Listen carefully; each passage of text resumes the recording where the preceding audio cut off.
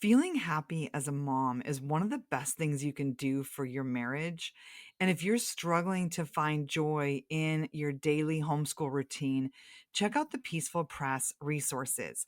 We have these beautiful reviews from families who have used them over the years saying that they had so much enjoyment with their children as they used the Peaceful Press resources, that they learned so much together and just felt so much hope and peace and joy as they were teaching their children.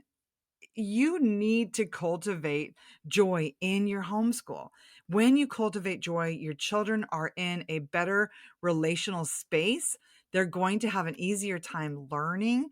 Learning will actually stick for them when there is joy in the learning process. So check out the Peaceful Press. Some of the reviews say this curriculum is so user friendly and provides hours of fun and learning with your kids. This is our third year using the Peaceful Press. We've loved each one and keep coming back for more. My children look forward to the lessons. I enjoy the lessons. It's so well balanced with structure and fun. Half the time, my daughter doesn't even know we're doing school. When you are using a homeschool curriculum that sparks this kind of joy for you, when your husband comes home from work for the day, he's going to be blessed with the happy atmosphere of your home. It's going to create so much more peace and connection in your family. You can save 10% on every purchase with code Restoration10. This is a special code just for listeners of the Restoration Home podcast.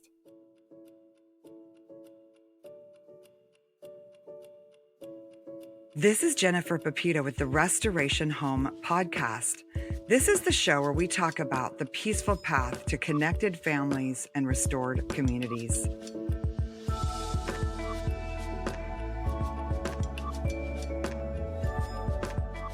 Today on the show, I'm so excited to be chatting with Ann Wilson.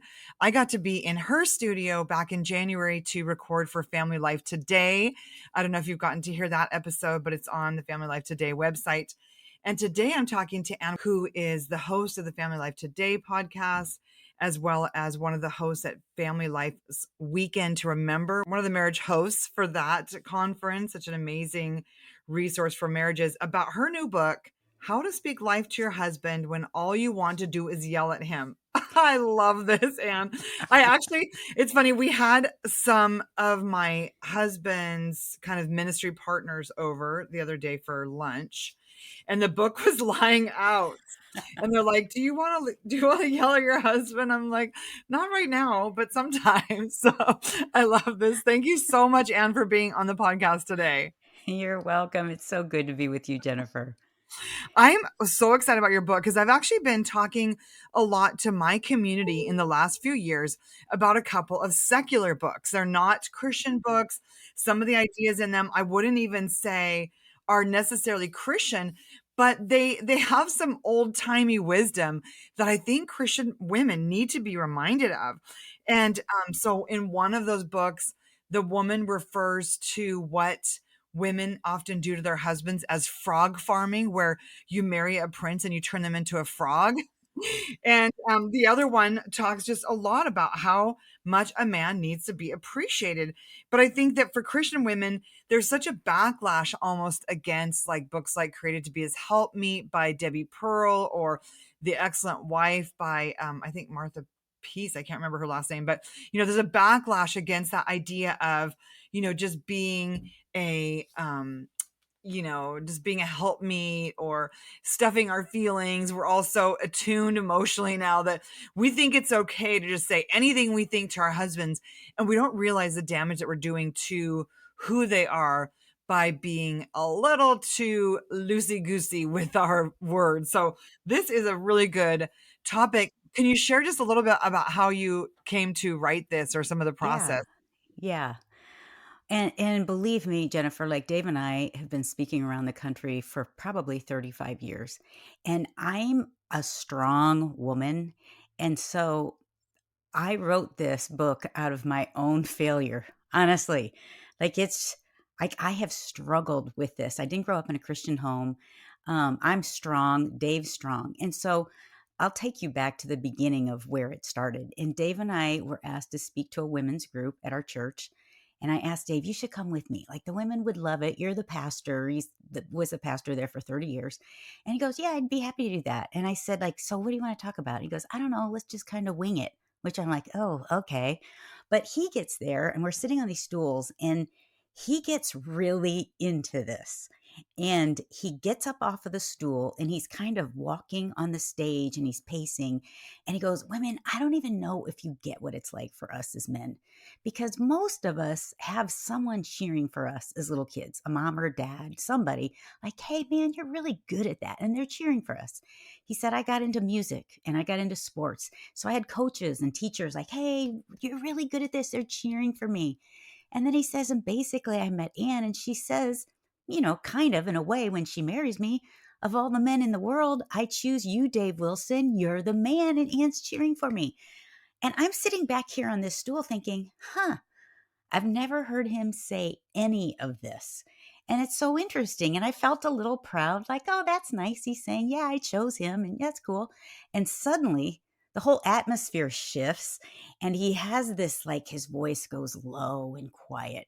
And then he leans forward and he goes, and then we got married. And now, as a man, when I walk in the door at the end of the day, it feels like all I hear is boo, boo, boo. And I'm sitting on the stool like, what just happened? What are you talking about?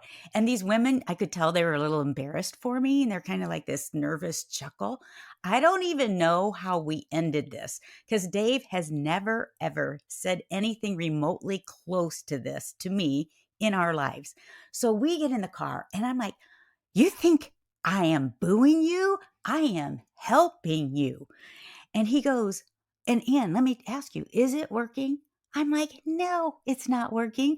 That's why I have to do it more often and louder because it obviously isn't working. And so we get into this. And he says, I don't know. I really don't know. It just feels like I can't do anything right. Feels like you have to tweak me, fix me. It's so discouraging. And I was so defensive. So I go home so mad. I'm embarrassed, humiliated. I go upstairs into our room and I close the door. I get on my knees and then I start venting to God. Like, God, can you believe the audacity of that? And I'm like, and I am such a good wife. And I'm going on to God. And I think it's a good thing to confess to God. That's confession. Like, it's what I'm feeling. It's like the Psalms when David goes and expresses all he's feeling to God. But then at the end of the prayer, I end up saying this, God, do you think I boo Dave? And then I just felt this stillness of my soul. And I felt like the answer was yes.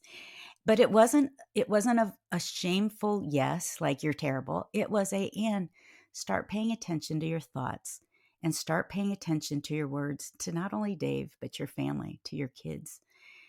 And that's what started this journey. It was so terrible because it was like a mirror to my face and really seeing what it was like to be married to me. And here's the thing, Jennifer, I was like, everybody else cheers him. He doesn't need my applause. They're like, oh, Dave, you're amazing. And I'm like, he doesn't need any more of that. So it really came down to like, was I willing to go on this journey with God? And it took a while for me to kind of get in on this. And the book is really my journey of that. Yeah, I so appreciate your honesty, Anne, because I think we're all really struggling with that. I can't believe your husband did that to you, but you guys have worked it out and made it. But I think that so many men feel that way. I mean, to be honest, my husband just the other day said something similar, and I think that. And this is like now, this is like not even 30 years ago or something, because as women, we can get so capable and we think we know everything better, and then we don't even realize how we are, how we are sort of downtrodden our husbands, even just by having an opinion about everything. There was something I really wanted to find this quote because you talked about how our way of being is picked up by other people. And so it's like it's not even enough to just say, oh, here it is. You talk about how in the Arbinger Institute, the Anatomy of Peace book, they they discuss the power of people's way of being toward others, and the studies show that people actually instinctively feel and respond to your way of being toward them even more than your behaviors and words. And I thought that was so intense because as women, we're like studying so hard on how to be good parents and how to do things right and putting in all this effort towards spiritual development. And so it's easy for us to think, "Oh, I have a right to give my husband feedback on everything, or I have a right to, I'm so administrative. I have a right to like second guess everything they do." But I don't think we realize the impact on a man when we are constantly overriding their decisions or overriding everything they do just that alone is so destructive. But most of us aren't even stopping there. Like, I am very careful to not be critical of my husband, but I just have an opinion about everything. But so many women are also critical, constantly, nagging them, and everything they do is wrong, everything they buy is wrong, like they just can't do anything right. And I really believe that we create a rut in our brain around this, in a way, it's a shortage mentality. It's like we're focusing on the glass half empty about our husbands instead of half full. And I was in a church recently that has a lot of single women, and it did shift my perspective a little bit because there are so many women in this church who would love to be with my husband. Like, he is a great, lovely, friendly, capable man, and if all I can find are the things that he could do better, there's a lot of women out there who would love to appreciate the things he does well. And I think that, for every mom listening, like, if you have a husband in your home, a man who is willing to work for you, a man who is willing to give you children, let you homeschool your children, so many of the things that our men are providing for us, like, show a little thankfulness, like, be a decent human to this person who's giving up so much for you. But it is an ongoing practice. And what are some of the steps that you took to be more of a builder in your relationship instead of the woman who tears down her own house? Well, I think that Arbinger Institute study was really interesting to me because I have a lot of friends. They may not verbally critique their husbands. And honestly, let me just say this, I wasn't trying to hurt Dave. I honestly thought, oh, hun, I see these things in you that I could help make you be better. And I was afraid to lose my voice. That was part of it too. I was afraid. I didn't want to be a doormat. I didn't want to lose my voice, not realizing that. I mean, another study by the Gottman Institute says, and you've probably heard this, I know, Jennifer, but it takes 5 positives to negate 1 negative. And so I wasn't giving hardly any positive because I thought he doesn't need it. Everyone else is doing it. So when I'm giving him all this input of things that could be helpful in my eyes, he's just seeing it as critique. And my way of being, even if I didn't say it, he can feel it. Men can feel our disappointment. And it's kind of scary. So what I ended up doing is one of the things you were talking about with our minds, we get in this negative mindset.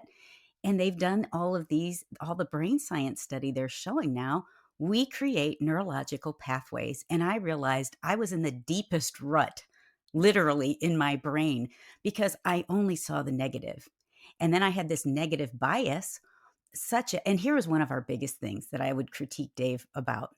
And this is embarrassing, you guys. It's just terrible. But I had this idea of what it should look like for him to be the spiritual leader in our family. You read books and you have these people that you see and you imagine a certain way in other homes. And I was like, you know, and then I would say things like this is sophisticated nagging. Steve reads the Bible every single night to his kids. Isn't that cool? It's like, boo. Or, put a book by the bedside or something like that. And so one time I was folding clothes and I was going through again my list of all the negative, like he's not home, he's not going to be here tomorrow night. And when he is home, he's tired and he doesn't see me or notice me or appreciate me. And I felt like God stopped me right in the middle of I did this all the time. And I felt like God said, what would happen, Anne, if you prayed for him as much as you complained about him? And man, that was convicting right there. And I love scripture. I love Romans 12:2 that says, don't be conformed to this world, but be transformed. How? By the renewing of our minds. And so I knew like God needed to take me on this journey of learning to see the good, of creating a new neurological pathway. And so here was my prayer: God, show me the greatness in Dave. And I've had women come up to me and say, "You don't get it. Like, there's no greatness. There's nothing in there to cheer. There's nothing." And I'm talking about a good-willed man. I'm not talking about abusive person. If you're in an abusive situation and your husband is harming you or your kids in any way, the most loving thing you can do is get out and get help. So I'm just talking about the regular guy who's in your home. He's a good-willed man. So we're all made in God's image, and God is cheering for each of us every single day. So it's almost like I got on board with God, and I've said, God, then show me the greatness in Dave. And suddenly my eyes start to tune in to the things that he's doing right and well. And so here's an example. This one night, he comes in late. He goes in to pray with our kids. Like, just that alone, I should be cheering for that. But I have my expectations, but I'm in my new mindset now. And so I watch him with the boys. And then he comes out of the room and I said, "Man, I'm jealous of the influence you have over our sons." And he goes, "What are you talking about?" I said, "I just watch you and like they cling to every word that you say. I go in there and it's absolute chaos, but you're talking and you're praying and man, they just cling to you. It's like the sweetest thing." And that's all I said. And I wasn't saying it to manipulate. All my prayer had been, show me the greatness in Dave. And so all I did was say those words. And guess what? Guess where he was the next night? He was up there again because all I'd been saying to him is, you're not leading spiritually. You're not praying enough. You're not. And so men go to where they're cheered. He's out there playing softball because people are like, Dave, you're amazing. And I'm at home saying, can you just get home and do something with us? So it's a whole new tactic and it's God honoring. I didn't do it to change Dave. I did it because I was convicted of my own actions. And so that was the beginning of, first of all, changing my mindset of my mind and kind of keeping track of what do I think about him? And especially this happens with kids. You know this. When they become teenagers, I feel like we're constantly like, put away your stuff, get your homework done. Have you done this? Have you done that? Your room's not clean or whatever. And our kids need that praise just as much as our husbands. We need it. I need it. And so we as women have this incredible power that I don't think I realized that I could use for God, in order to bring Dave joy or just to motivate him to be the man God created him to be. Yeah. I think that's really special that you asked God to change the way you saw your husband because it is so easy for some reason in our homes, especially I know for listeners where you're so intentional about raising your kids and maybe even afraid of getting it wrong. And so you see your husband now as more of like an asset to that intentionality instead of a friend. And so instead of treating them with love and respect and kindness, you start treating them as if they're like one of the machines that you put into action to make this family vision come to pass. And, men, like, they do in many ways live to please us. Like, they are very motivated by pleasing us, but if we are unpleasable, they will give up. They will absolutely give up. If we are never satisfied, they will absolutely give up on trying for us, and they might stay committed to the marriage, but there won't be a lot of joy in it. But if we can say, "God, show me what there is to love about my husband. Show me what he's good at," and just start appreciating. Like, it was interesting because we were in a tough season, and part of it, Anne, I took on too much in a short season. I just wrote a book. I have this podcast. I'm trying to write a homeschool curriculum. I've got my business. I've got my, kids I'm running all over the place. I'm babysitting a grandbaby. I took on too much. And then I look at my husband as like an accessory of my too much. And that's where I think a lot of our marriage problems come in is where we are trying to do too much. And then instead of treating our husband like a friend and a priority, we treat them as if they are a slave that's not doing very well at being our slave. And what They're a an bummer. afterthought. Absolutely. Yes, exactly. And one of the things, and I've had women say to me, like, there's nothing to cheer. You don't get who I'm married to. There's nothing. And what I say is, you married him because you saw something. And God is certainly cheering for him. He's made in God's image, and God is cheering for him every day. So, what would it look like for you to get on board with God? And I can't fake it. I'm not a fake person. And so, and I think a lot of times we don't move until we have the feelings of doing it. But this is obedience to me. It's just kindness and being compassionate and kind. And so the only way I could start this is so embarrassing, is I thought, okay, God, I can start by just saying thank you. Thank you. And this is awful. But here's why I didn't say thank you, because I thought, well, I do everything around here and who thanks me? It's just pure pride. And so it would be simple little things like, hey, Dave, thanks for bringing the trash cans up. They could have been sitting there for 2 days and, I'm just grinding on that. But hey, thanks for bringing those up. This one night we're having dinner and I was truly trying to change all of this. And so I said, hey, before we pray and eat, I just want to say this, Dave, like, thanks for working so hard. You work really hard. You provide so much for our family. Like, we have the food on the table because of you working so hard. Thank you. Our kids are like, can we just eat? But I could see Dave, it was like the biggest gift to him. And he knew, he looked over at the hutch and he could see that I'm reading this book about this whole topic. And he knew it. He goes, I didn't even care that you're reading the book. It just felt so good to my soul. I loved it. And so, if you're really struggling, one of the things you can do is just start by noticing things that he's doing. And you might feel like, well, he should do it. He's the man or whatever. No, just thank him for anything that he's doing right. Yeah. And I think that moms listening sometimes are like, why should I do this for him? He's not doing it for me or things like that. But it really, if we care about our kids. Loving our husband is one of the best things we can do for our kids. Like my children, they are adults. They can see the failings of both myself and my husband, and still, they would hate either one of us if we abandoned the marriage. And your kids, like, if I love what you said about people in abusive situations, that's a different story. But if your marriage can be healed, like your children will will be better off inside of a happy marriage than without that. And your marriage, in most cases can be made happy. What are some of the things that you've been doing marriage ministry for years now? What are some of the things that you've discovered about this truth? Because I think sometimes moms do think, well, he's just not a spiritual leader. He watches Yeah. TV every night. We'd be better off Yep. without him. I know. And it's true. Like so many of our husbands. And so it would feel very disingenuous to compliment these guys when we feel like these guys, they're a dud, or they're losing at home. And I'm going to tell you, most men, and I have 3 sons, I have 4 grandsons, most men are incredibly insecure. I've realized that over the years. There might be a big show of bravado, but they really feel like they're failing so often. Like my husband didn't come from, his dad was an alcoholic. His dad beat him. His mom was an alcoholic. His parents were divorced. And we didn't become Christians till later. And he had no idea what it looked like to be a spiritual dad. And most men don't.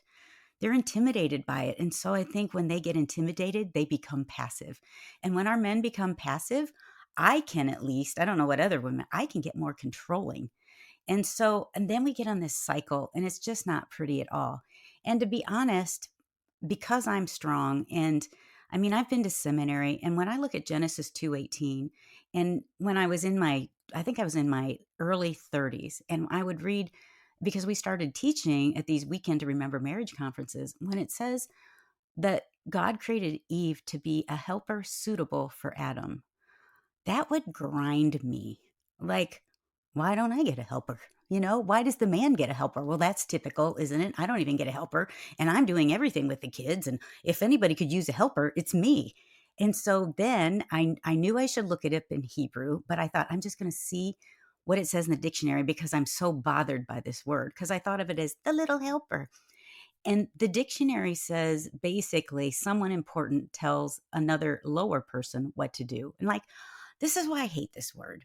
But when you get into Genesis 2:18 and you look at the word helper, which is azer in Hebrew, and the word kenedgo is suitable.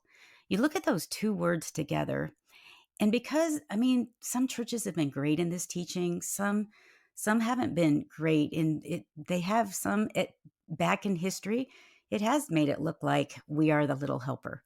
But this word is used often, so often in the Psalms, describing God as Israel's helper in time of need, in time of battle.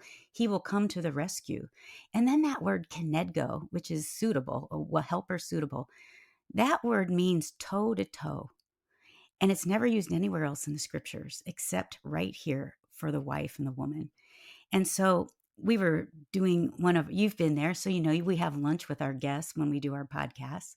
And one day we happened to have 4 theology degrees, and 2 guys had their doctorates. And one guy was very well schooled in Hebrew. He could speak it fluently, knew it really well. So I asked him, Doctor, what do you think it means to be the helper suitable for Adam? Because I had told him some of my thoughts and the ideas of the book. It wasn't done yet. And he said, Oh, Anne, I don't think women understand the power that they carry. Because I think when a woman stands toe to toe with her husband and he looks into her eyes, he sees in her eyes the man he could become. And when he said that, I just stopped and I was so convicted because I thought, oh my goodness, Dave has only seen disappointment so often in my eyes. And like, why can't you do this? And why are you doing this? And why do you watch TV all the time? And why can't you be at least romantic, once in a while? All he probably saw in my eyes was disappointment. But when he said that, it made me realize, oh, we as women have an incredible power and influence. A rabbi once said, Christy McClellan was interviewing a rabbi. She's a Bible teacher. She lived in Israel for a while, and she asked a rabbi who was in his 70s or 80s. She said, Rabbi, what do you think it means for Eve to be the helper suitable or for the woman to be the helper suitable? And he said, Oh, Christy, I know exactly what it means. He said, I know that God knew there was an enemy in the garden, and it would take the man and the woman as one together to defeat the enemy and to grow this family. And I thought, oh, that's it. There's such a battle for our marriages, for our families. And the enemy's going to start right here with the husband and the wife. It's that battle for power, it's our disappointment. But if we can step into God's grace, when we can step into like who he's called us to be and embrace it, I think we can change. Like we as women, we have so much power in Christ. It's amazing. Yeah, it's such a good reminder, Anne. And I think, I love what you said about the helper because I think sometimes we have seen maybe people who don't model marriage very well, maybe model either just being really, really passive, whether it's the woman or the man. And so then we are sometimes in our adult lives sort of just going against the grain instead of saying, God, what do you want our marriage to be like? What would honor you? And one of the favorite things I've learned from some of these secular teachers in the last few years is the concept that men actually live to some degree to provide for their wives, to make their wives happy. And so as wives, part of what we should be doing is finding ways to be happy so our husbands can feel successful. And that was revolutionary for me because what was modeled for me was to kind of like be a martyr, like work really hard, but then always feel a little bit disappointed at how hard you were working and how hard your life was. And even some of the early marriage books are like, well, just serve your husband cheerfully. But they didn't really say, hey, if your husband wants you to be happy, if taking a nap every day makes you happier, then take a nap every day because that'll make your husband happier. And so I think there's so many women out there who are like killing themselves thinking, "Oh, these are the things I have to do to be a good mother." Shuffle my kids around all the time into classes and sign up for all the co-ops and sign up to serve at the church. And so if I'm miserable with my husband, it's only because I'm being a good Christian. And so your husband's like killing himself trying to make you happy, or maybe giving up because nothing ever works anyhow.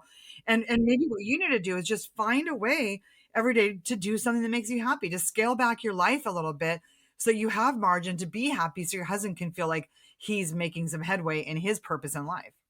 And I know some women might feel like, okay, I'm doing everything. Now you're going to load this on top of me too. But I'm just saying it's not even, it doesn't even feel like a weight because, I mean, God's carrying the yoke for us anyway. But if you pray, to me, it's a matter of surrender. Like, God, I give this to you. I can't do it. I don't have time. I don't have energy. And Lord, you have to just give me eyes to look at him and see him different. And then give me a way to communicate what I see.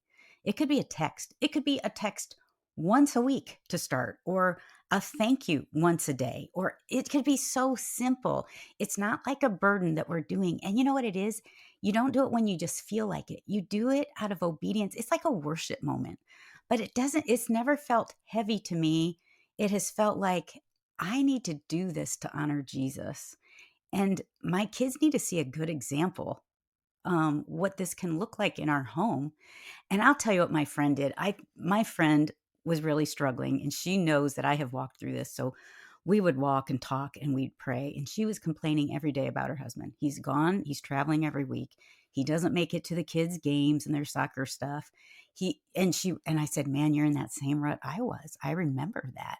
So we would pray. And she wasn't great with her words. And I asked her just recently, because this happened years ago. I said, "Michelle, why weren't you great with your words then? Because you're so good now." She said, "Because I thought if I would tell him that I think he's great, he'd get lazy and enable him to stay the same." And that's exactly what I thought. So she wasn't great at saying it. So she got a journal, and she would just start writing these little clips in the journal and whatever he was doing right. Example, "Hey, Rob, thank you for putting the Christmas lights up outside to decorate our house. I know you hate it every single year. It's in Michigan, it's freezing, but every single year you do it because it makes me happy and it makes our kids happy. Thank you. Hey, I know that you were busy and you traveled all week, but you still made it to that last period of the soccer game. How kind of you to get away." And before, she was only saying he got to the end of the thing, he couldn't even make it. So she writes in this for an entire year, and then she gives it to him for his birthday. And she only wrote in maybe 3 times a week these little entries. And she gives it to him. He sits in a chair, and this is my husband Dave's best friend. And she said, "Anne, he cried the entire time he read it." And I asked him later, like, "Rob, what made you cry?" He was so teary. He's like a tough guy, super successful, but, just not making it at home that well. He wasn't doing great at home.